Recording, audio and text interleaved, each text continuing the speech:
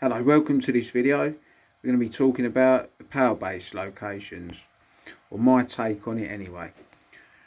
So as you can see, we've got my Powerbase. It's after, I suppose it's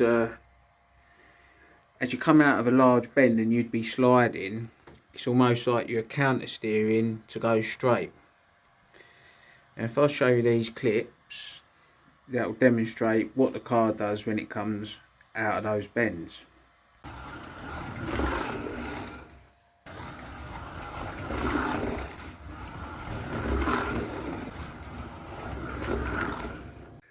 It can be easy to think that a long straight will be the perfect place to place a Powerbase right at the very end.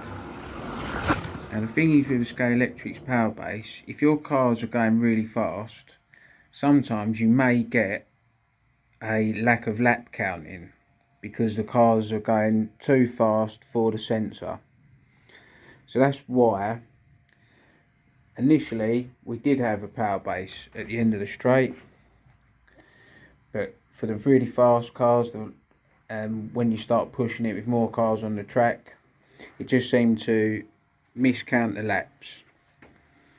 So as said, I've seen this setup in, you see it a lot in slot clubs on wood routed tracks, where they have a long bend and then at the end of it they have like a counter steer section and then onto the straight.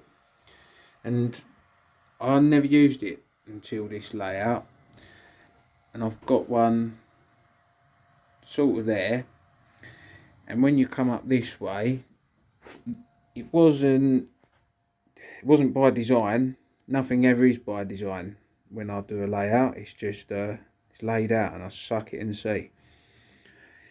But obviously we've got one here and then we've got one into the final bend, and yeah, I mean, they really do, providing your car's a fairly stable car, they help you fly into a bend a lot quicker, because this one, as I say before, it's like you're counter steering as you come out, and that one, that helps you slow down as you go in. So yeah, that's my take on Powerbase location. I hope that helps. I mean, also one last thing is, as stated in my last video, the track maintenance video, you've got to try and keep your rails clean. I mean, that's rich coming from me, I know. But keep your rails clean, keep your connections tight, and certainly with Scalextrics, a very, very light amount of oil, some sort of lubricating oil on the rails. It doesn't have to be all of the time, but you want to be doing it every couple of uses of the circuit at least.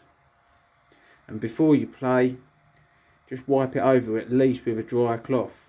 And if you feel that you're having trouble, I get a hoover with a bristle brush, and I'll just very lightly go over all the sensors, go through all the cracks in the track, go everywhere, just to go around picking up any potential loose offcuts of braid that may be in between the rails that are not quite causing a positive short circuit, but are all helping to contribute to give it that fault current, and then just causing the Powerbase to struggle for no reason.